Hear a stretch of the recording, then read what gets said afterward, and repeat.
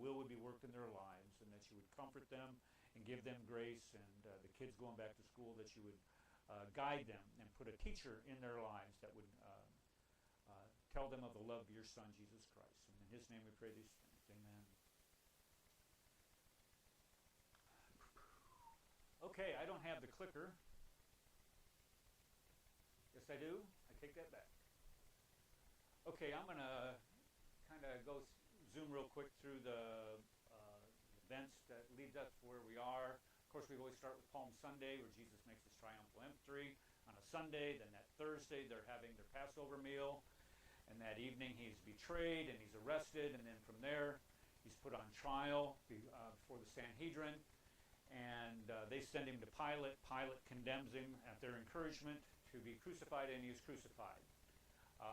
And then he is buried in a known tomb, which is I keep emphasizing how important that is, because of the detractors that we always run into. They say, well, they didn't know where he was buried. They knew exactly where he was buried. So that's because the empty tomb is one of the best evidences for the crucifixion, or for the resurrection, I'm sorry. And that's why they attack it. People attack it so vehemently that want to deny that he was crucified, A, or B, that he was resurrected. And then we go to, from there, we go to, of course, the resurrection, and then his ascension. And this is where many of the Gospels end. Christ gives the great commandment, go ye therefore and teach all nations.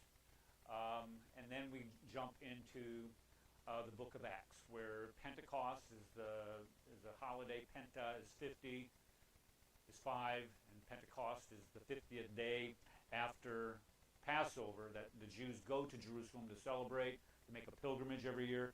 And here's where the Holy Spirit is poured out onto the disciples to preach to these people when they come to Jerusalem.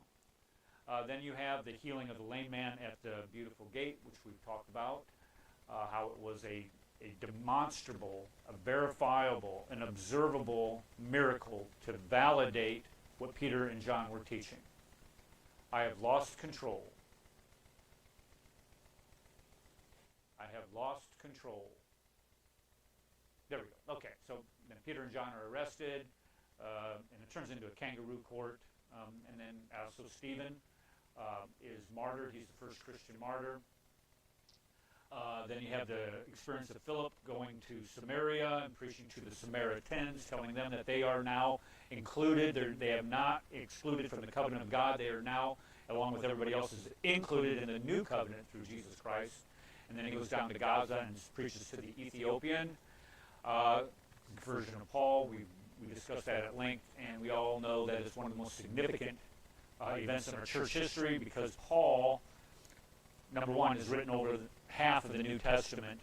But here you have somebody that hated Christianity, was one of the most ardent supporters of persecuting Christians, a very learned and knowledgeable Jew. This isn't somebody that just, was like a Sunday school teacher. This guy was like a cardinal in the Catholic Church, lack of a better equivalent, but he was a very knowledgeable and important person, and now he's preaching Christianity. The very people he was persecuting, he has now become the persecuted, because he is embracing their ideology.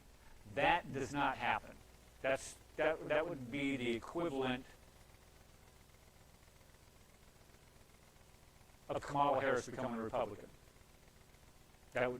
And becoming a really, really good Republican.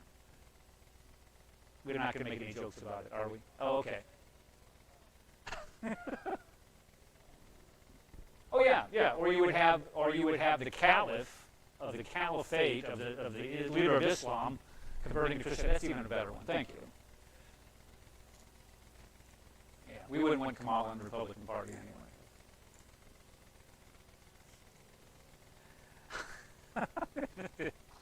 Silly, I'm sorry.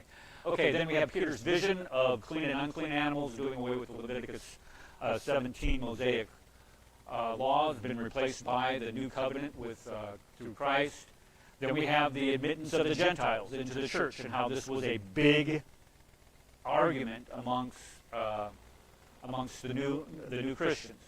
And one other argument is later on is that those Christians, and we talked about this, I think, where we were talking about the Christians who did renounce Christ when they were persecuted, do we allow them to come back into the Christian church? And if we do, how do we do that? You've renounced Christ, you've renounced your faith because you were being persecuted. We're all about forgiveness and the grace of Jesus Christ, the grace of God. But how do you trust somebody like that again? That's, it'd be the equivalent of a spouse or something running around on you. How do you trust that again?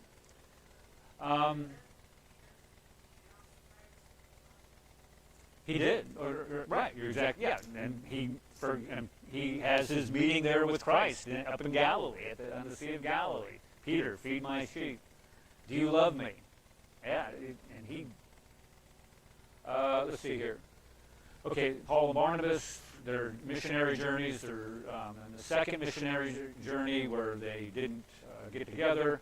Okay, we've gone through, and Timothy joins the second missionary trip along with Luke. After Paul and Barnabas split, there we go. Christianity reaches Europe, and we were talking about that. Now we're in Paul in Athens. Today we're just going to finish up Acts 17. We have 2 verses, and then I want to go into something else for edification. And I'm always about reteaching things or rediscussing things with you guys, because I think the more we're exposed to these things, the stronger our faith is, number one, and that's the important thing. But the more we're able to recognize attacks against our faith by people that would like to tear, and then you can have these discussions with them with the information that you have. So we'll get to that. We left on Acts 17:32, and here's Paul talking to the philosophers at the Areopagus, and he says, "Now when they heard the resurrection of the dead, some mocked Paul," which is classic reaction of intellectuals. But then it goes on and says, but, others said, "We will hear you again," and they were willing to listen to him. So this goes right into the face of the Stoics and the Epicureans in Marsil in Athens. And we talked about what the reaction would be, and we talked about how people in 2 Peter talks about people coming, and scoffers will come and say, "Where is the coming of God?" You guys talk about the flood and how the earth was filled with water, and nothing happened after that, and then you get to 1 Corinthians where it's denied also. And here you have a place that is learning, where people are supposed to be willing to discuss ideas that are contrary to their own. And we've made mention how perilous we are as a country in the shape that we are with our education system, and how far our education has moved from the ability to have the free sharing of ideas that actually run contrary to your own, and discussing them without wanting to vilify or commit some type of violence or do something to hurt those who are saying those things that run contrary to what you believe. And our universities are, again, there we are no longer the universal, where you get a universal education. You just get like this one side of the story. You don't get the other side of the story. And they've done this. They've done all kinds of studies on this by just looking at who do the professors within that university donate politically to. And you can always see which side of the aisle it is always they always donate to. And that gives you a great indication of where their lessons, the perspective that their lessons are going to be taught from. All right, so let's go ahead and finish up 17. So Paul went out from their midst. Some men joined him and believed, among whom also were Dionysius, the Areopagite, which means that they were from the Areopagus, and a woman named Damaris, and others with them. So Paul leaves, and he says, "Here's the gospel message. What you do with it will determine your eternity." And he just leaves it with them. And like I said, some mocked him when he preached this, and some embraced him, like Dionysius and Damaris. And again, so there it says some, so this would be a minority accepted what he taught. And when we look at, this is where I was talking about Dionysius as being a member of the group that was listening to Paul come and speak to them. He was part of that learned group there at Mars Hill. And then Damaris, we really don't know a lot about her. She could have been maybe a prominent woman within Greek society and culture, which was, it was allowed at that time.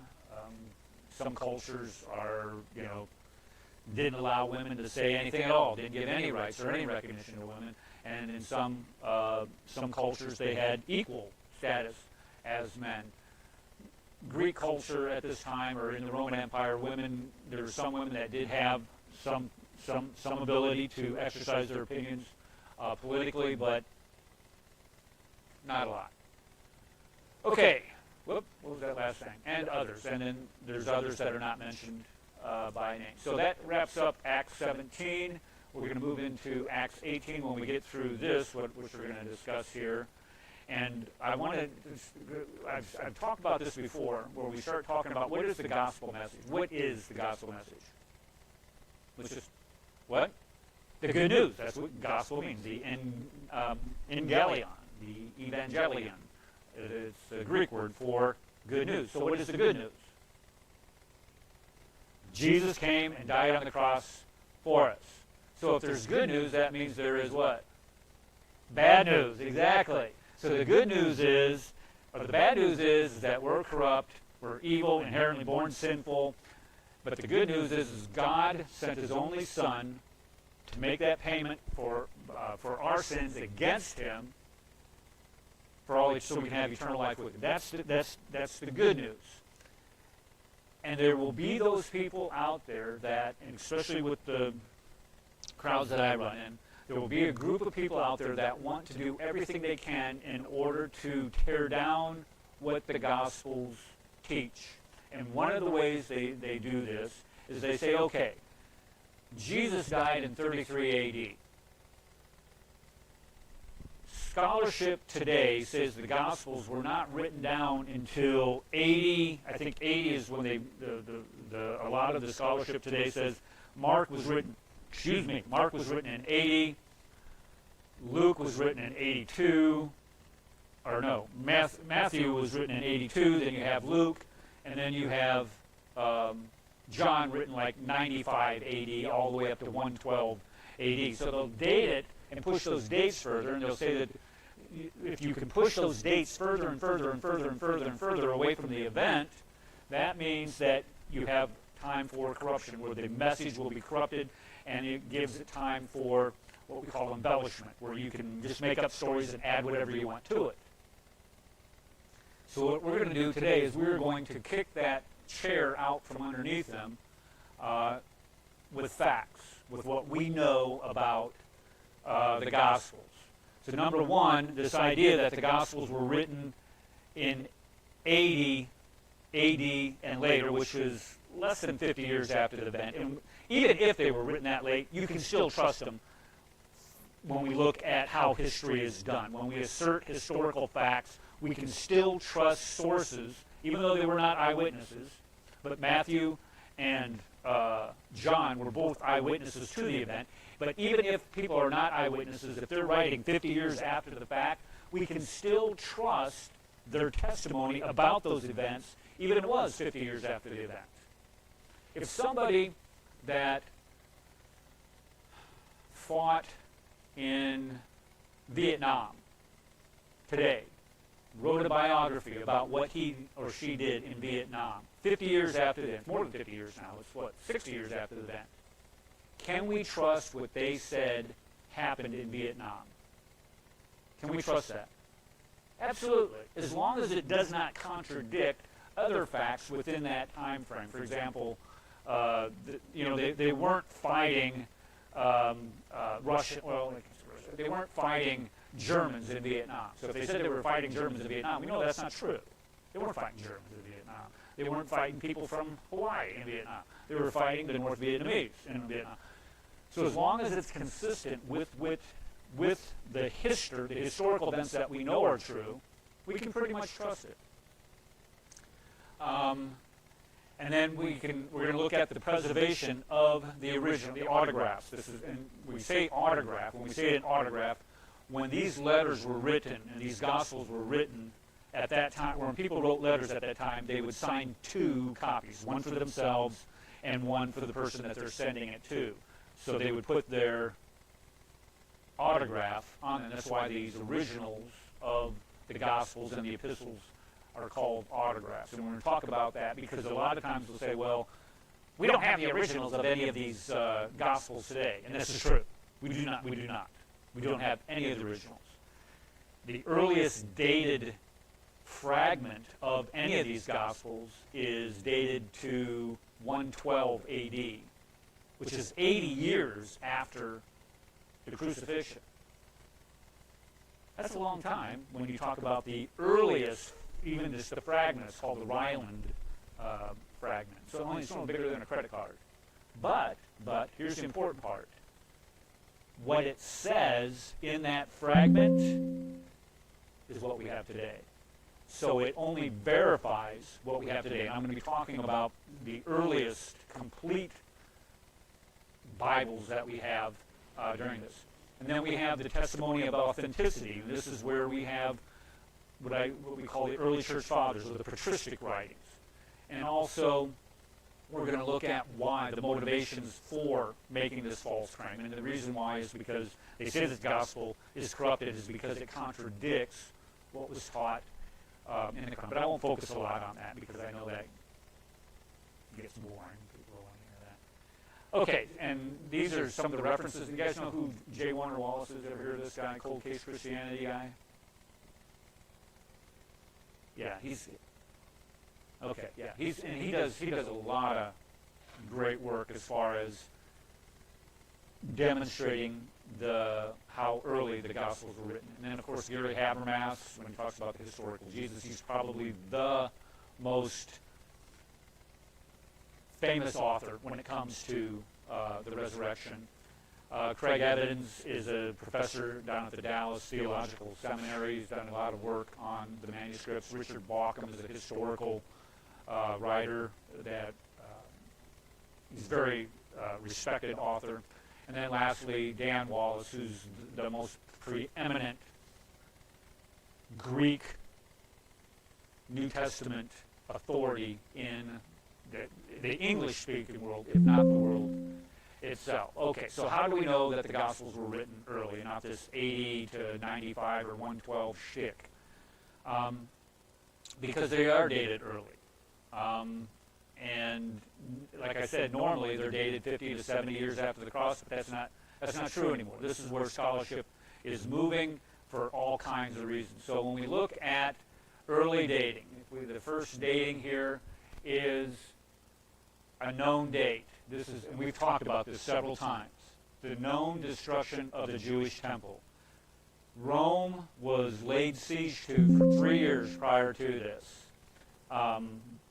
The Roman army laid siege to Jerusalem beginning in 67 AD to 70 AD. He ends up destroying the Jewish temple in 70 AD. So when we look at the Gospel of John, the Gospel of John does not mention the destruction of the Jewish temple. This is important. So we can date that prior to 70 AD. This one here is Acts, which we've been in, which talks about the church history. They date that prior to the Gospel of John. And then, of course, we date the Gospel of Luke prior to the book of Acts.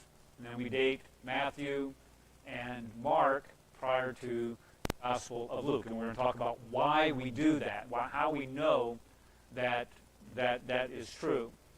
And then we have a huge body of writing called the patristic writings, which is from the early church fathers, which use all of this writing here to develop their writings. As a matter of fact, they quote from the early fathers you could take the writings of the early church fathers and pull out all of their quotes from the Gospels and still complete almost the entirety of the New Testament. Not the entire thing.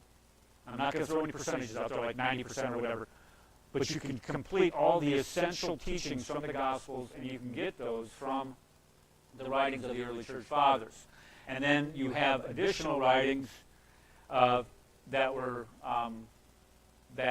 attest to the preservation of these Gospels. For example, here in 300 A.D., you have a bishop writing and saying that the Gospel of John, the autograph, the original of the Gospel of John, still existed in 300 A.D. So when we start talking about, well, all of these copying of a copy of a copy of a copy of a copy, shut up. We have the original here 300 years after Christ. So we have, if they're going to copy, they can always go back and verify what they have against that autograph, that original writing. So with this charge that we don't have the originals. They did.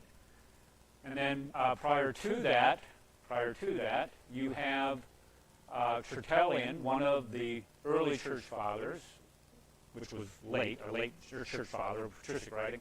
He's writing in 190 A.D. saying that the originals of Paul, some of the originals, not all of the originals, but some of the originals of Paul's epistles still exist. And then you go to the earliest complete Bible is the Codex Vaticanus. And this is in I think they date it like 320, 330 A.D. This is the complete Bible. We have a complete Bible. And then that was used for 600 years after the fact. So you have a complete Bible that has the Gospel of John in it, an authentic Gospel of John in it, which says what? The Gospel of John has the highest Christology, saying that Jesus Christ is the Son of God, that Jesus Christ did die for our sins, that he rose again. That's astonishing. And then on top of that, you have the Sinaiticus, which was used all the way up until the 8th century, and then there's another one. Oops, sorry.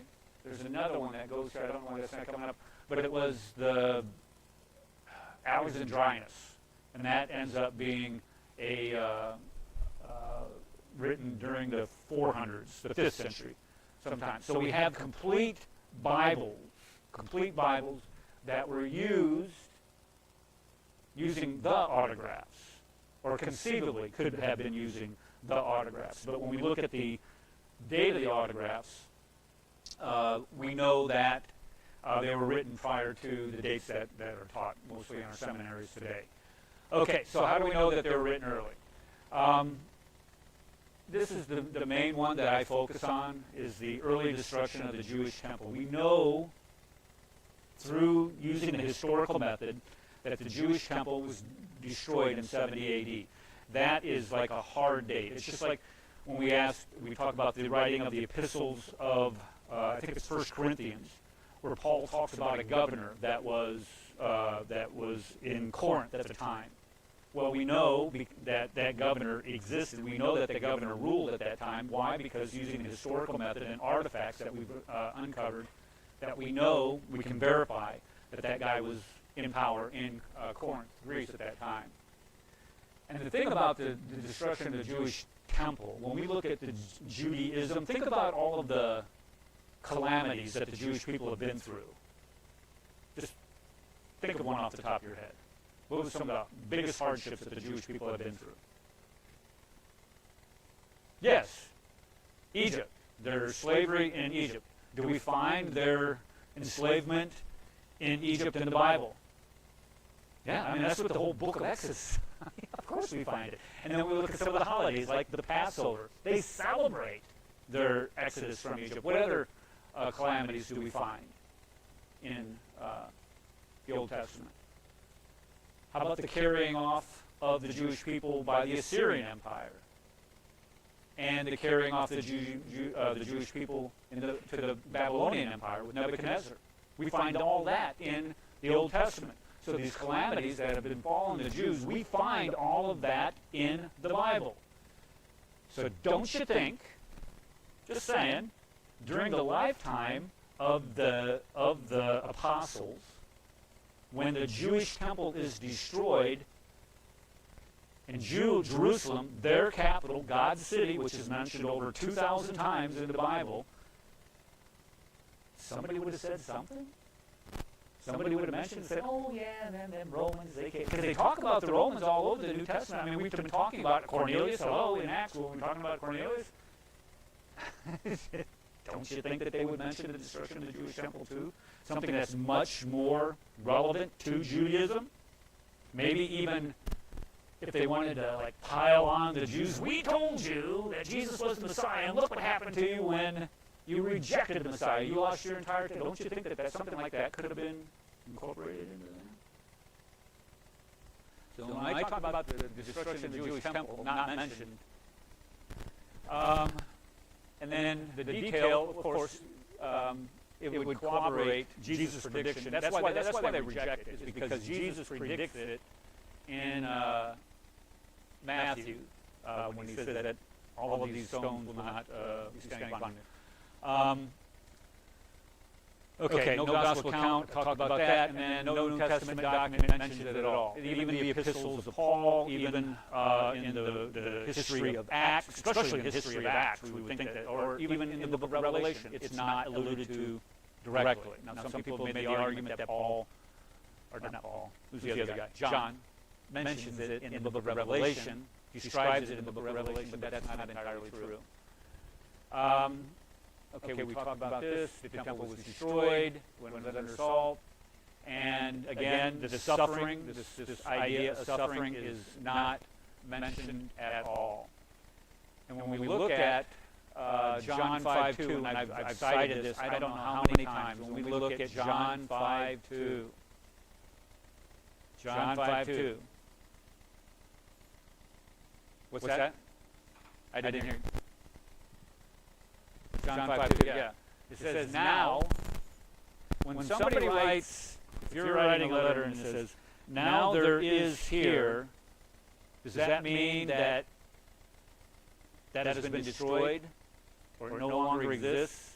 No, when he says, now there is in Jerusalem, what is in Jerusalem? A pool, Bethesda, which has 5 roofed colonnades, has these big arches in it. Well, that's important. And the reason why that's important, because what we're going to do is we're going to look at where the pool of Bethesda is located in conjunction with the Jewish temple. So when it says, if Jerusalem is destroyed, are these colonnades still going to exist? That's just, that's a simple question. And then how can he not? Okay, so when we look at the Jewish temple, here's the temple, and what the Romans did was they had destroyed all these series of walls. There's a series of walls that were built.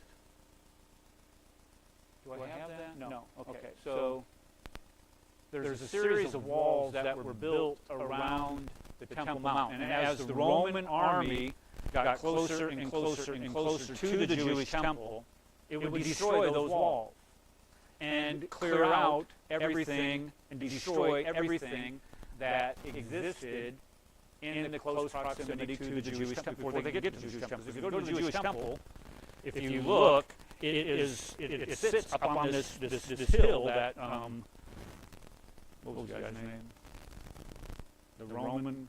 The Jewish king Herod. Good night. Herod had expanded the Temple Mount to its current size, which is like 20 acres. It's absolutely huge today. And it all sits up on this hill. So if you are a Jewish rebel fighting the Roman army, you can look down on all of these area all around it. And any wall that is there, you are going to knock down. Why? Because you want to have fields of fire for your catapults or the ways that they're going to try to destroy the temple itself. So all of this, including the pool of Bethesda, was destroyed during the Roman siege. Josephus, you guys heard of Josephus? We all know Josephus. Okay, he was a Roman historian. He writes about how everything around the Jewish temple was laid to waste. So when John writes here in chapter 5, verse 2, it says, now there is in Jerusalem these colonnades. How can there be colonnades in Jerusalem after 70 A.D. when they've all been destroyed by the Roman army? So I think that, right, this is my opinion, of course, was the opinion of a lot of people, and I've stolen from them. Plagiarized a better word. Plagiarized from them. That since those colonnades were not in existence in 70 A.D., and John is saying that they were when he penned his gospel, that means that gospel was written when? Before 70 A.D. So these writings, all of this academic stuff that goes on that says that the Gospels were written 80, 90, 100 A.D. cannot be true, because John was the last Gospel to be written. We're going to talk about this more next week, why we know John was the last Gospel to be written. So that places Luke, Matthew, and Mark prior to 70 A.D., and we're going to see how much further, earlier, that it places those three Gospels prior to 70 A.D. It pushes them actually back to, we can actually push them back using the historical methodology back to the 40s, which is just a decade after the crucifixion and resurrection of Christ. So can we say that we can trust our Gospels? So when we read that Jesus Christ is the Son of God, Jesus Christ died for our sins and was risen from, can we believe that and trust that? We can trust that just as much as, if not more, almost any historical event from that era. We'll talk more about that next week. Anybody have anything to add? Yes, Billy, go.